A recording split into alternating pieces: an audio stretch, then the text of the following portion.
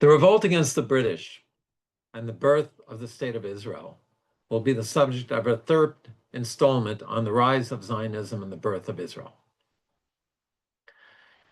We're after World War II.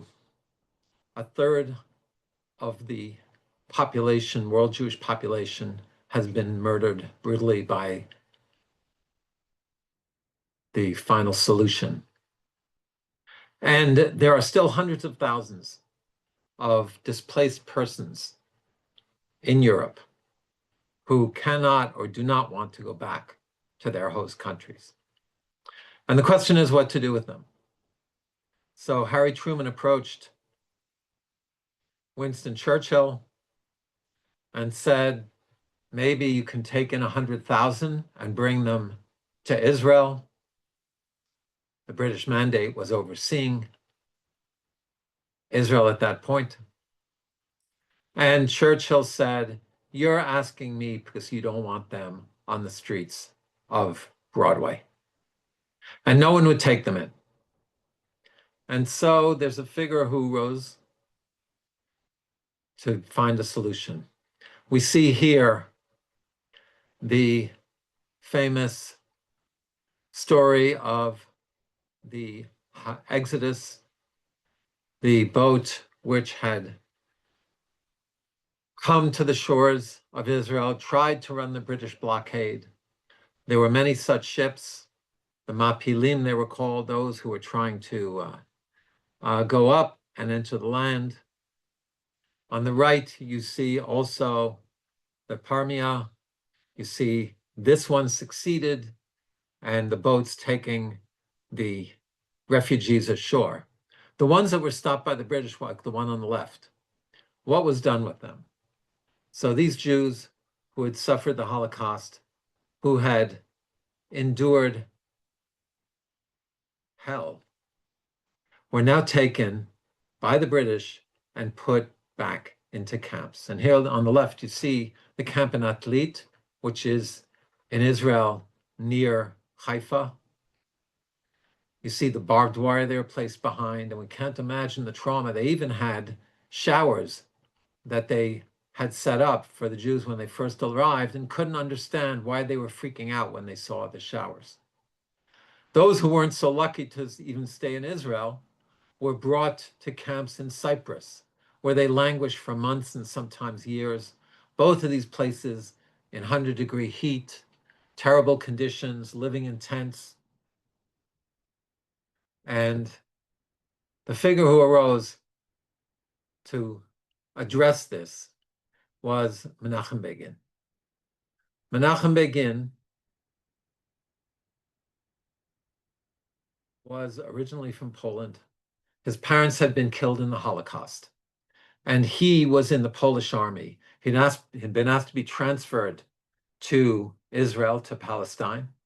And when he came there, he had a decision. And the decision he took was, instead of fighting against the Nazis, he would raise up the flag to oppose the British occupation of Israel and to help create a Jewish state.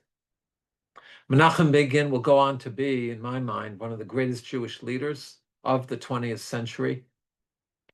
And he began by running the Irgun. He was a student inspired by Zev Jabotinsky and also believed in standing up to the British, in not accommodating with them, not appeasing them, and even going to the point of using force and violence if need be, because he considered that these refugees from the Holocaust who were sitting in camps was such an affront to humanity that it could not be countenanced. And he led the name of his book called The Revolt against the British occupation to free Israel and create a Jewish state.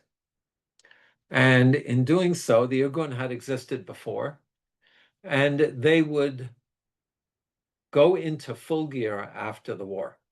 We said that during the war, they fought the white paper like there was no Holocaust, and they fought the Holocaust like there was no white paper.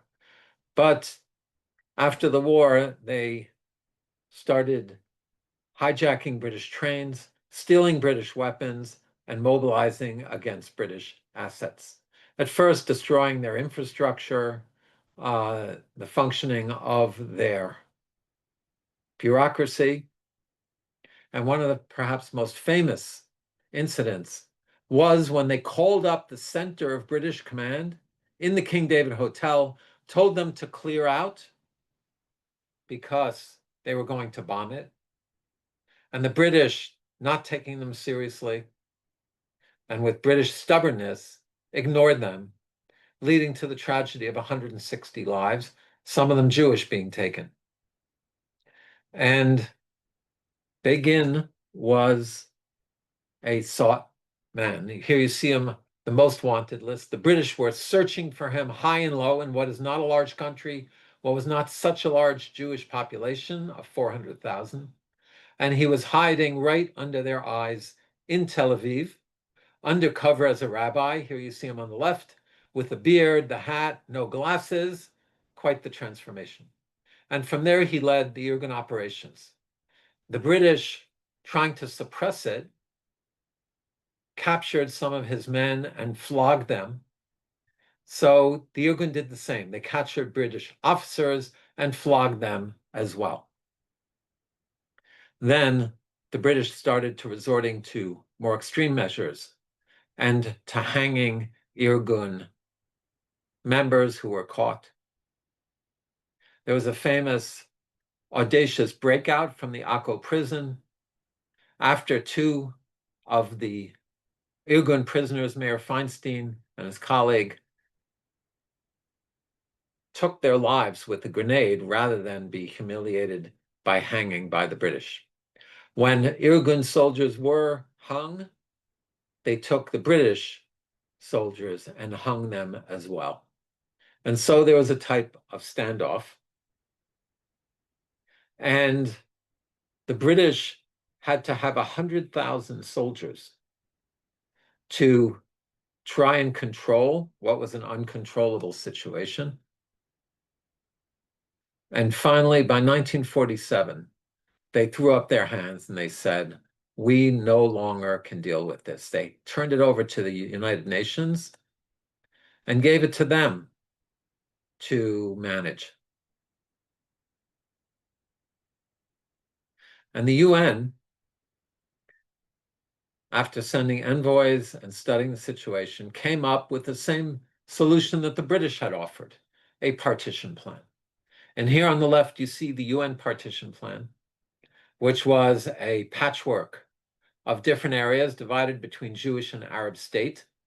The yellow is the Arab state. The orange is the Jewish state, which would have given the Jews the coastal plain, the largest area of Beersheba and the Negev desert, largely unusable, and part of the Galilee around the Sea of Galilee. Jerusalem would be administered as an international area. After much agonizing soul searching, the Jewish leadership accepted the partition plan, and it would be put to a vote.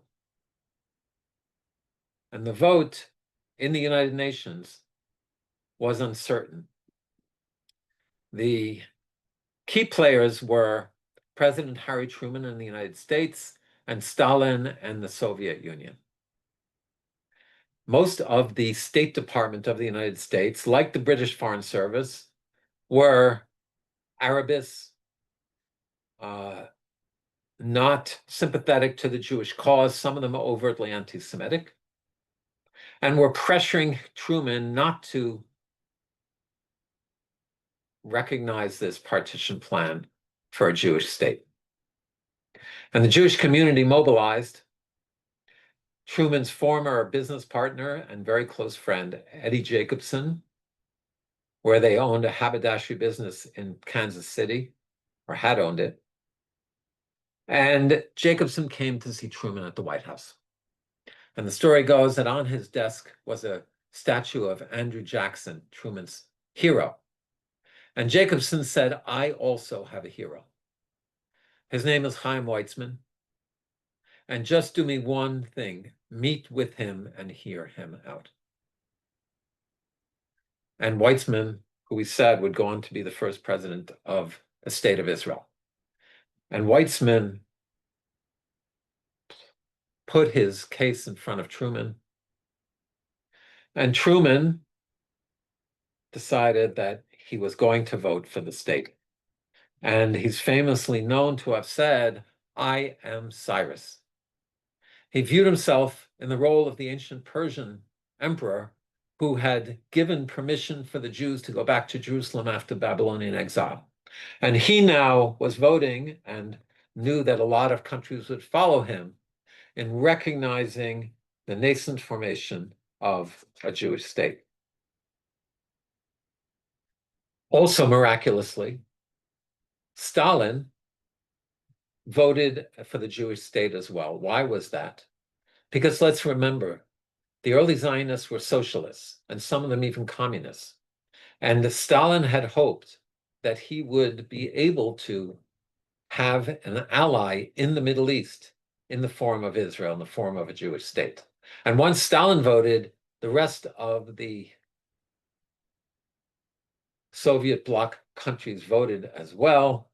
And so on November 29th, 1947, the UN voted for the formation of a Jewish state.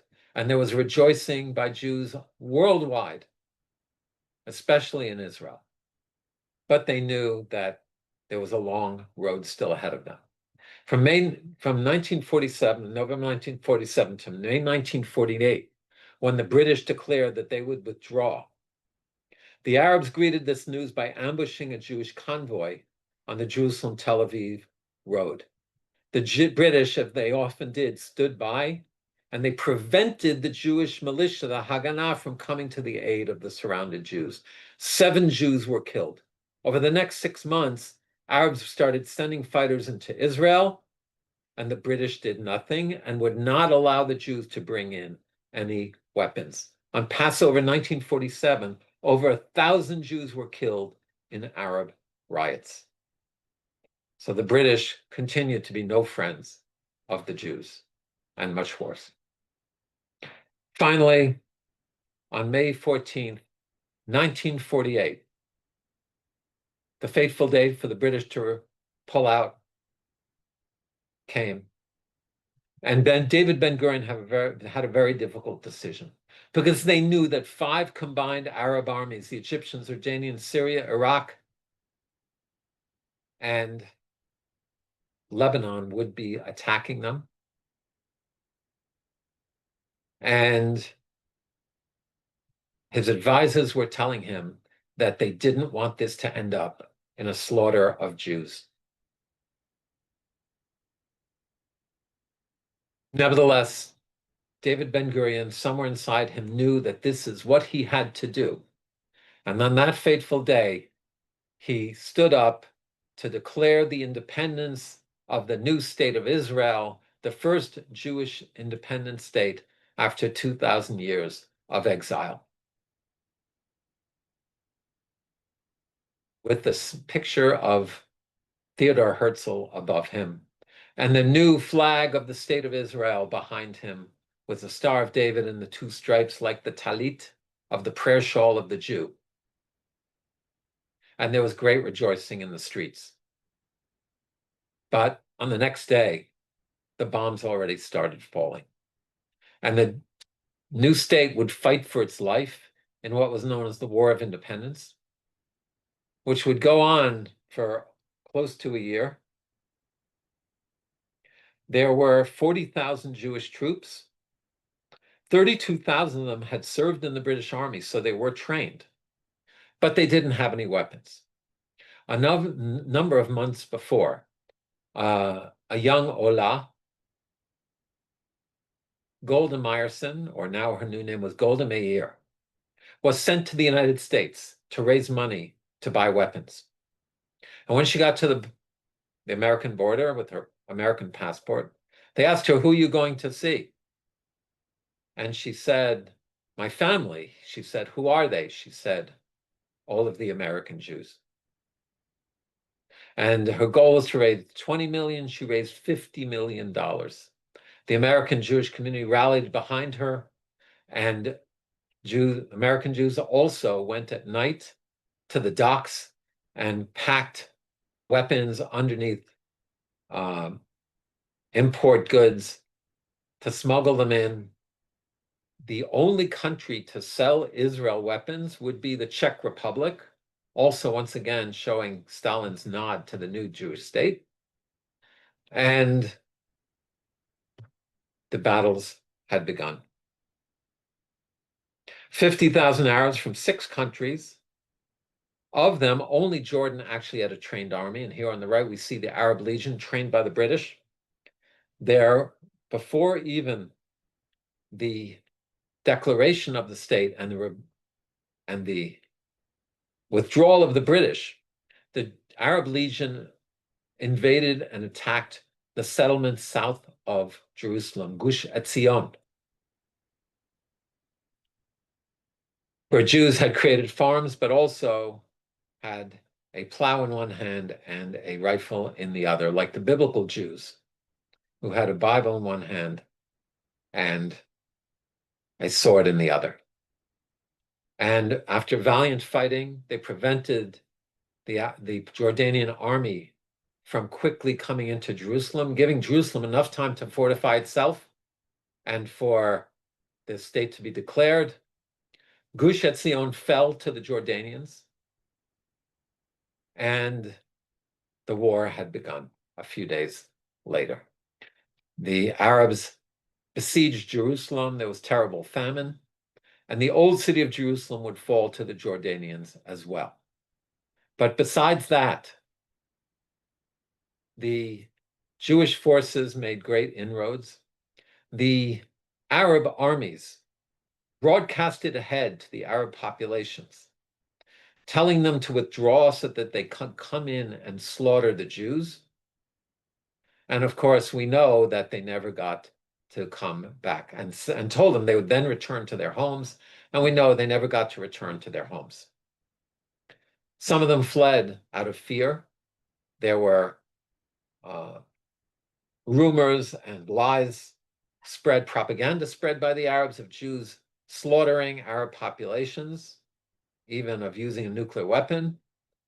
And there were also instances where Arab villages had to be cleared out because they were doing raids, terrorist raids from those villages onto the Jewish convoys bringing food to Jerusalem and many other areas. Historian Benny Morris does an analysis of this, and it's a very contested issue because it goes around the Palestinian refugee issue.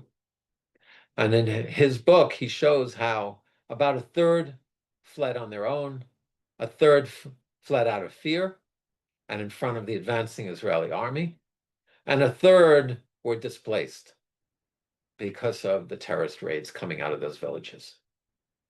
And so after the dust had settled,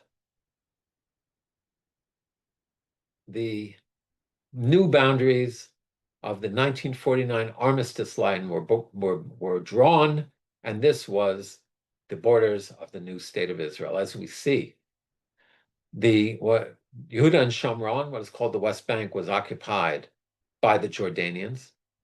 Jerusalem was split in two between East Jerusalem and the Old City, which the Jordanians had conquered. And between 1949 and 1967, Jews were not allowed to visit our holy sites in the Western Wall. Syria, as we see, was up until the border, the Golan Heights, of course, controlled by Syria, and the Gaza Strip being controlled by Egypt. No Palestinian state, no call for a Palestinian state, only refugees.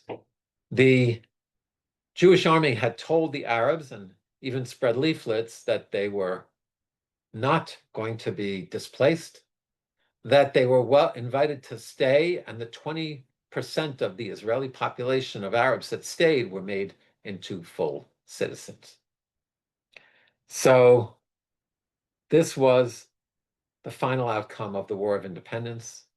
Many were lost, about 5% of the Jewish population, which by then had reached some 400,000. The Arab population was around 900,000, and we know many of them fled. The new founding of the State of Israel, as we said, was the fulfillment of 2,000 years of Jewish history, of Jewish prayers, of Jews and Jewish individuals coming to live in the Holy Land. And now the dream had been fulfilled with much struggle, unfortunately, with much blood. But had there been a partition plan, the Jewish leadership said they would have gladly accepted it, fulfilling the Balfour Declaration's recognition of non-Jewish populations, but that was not meant to be. But the dream was fulfilled, the state was formed, and now there would be new challenges ahead. And we can only think about the figures that we've seen. Rabbi Yehuda Alkali, Theodor Herzl, Zev Jabotinsky, who died in 1941. And if they had only lived to see the foundation of the new state, like David Ben-Gurion and Menachem Begin had, they wouldn't have believed that if it's a dream, if you really will it, then it's not a dream.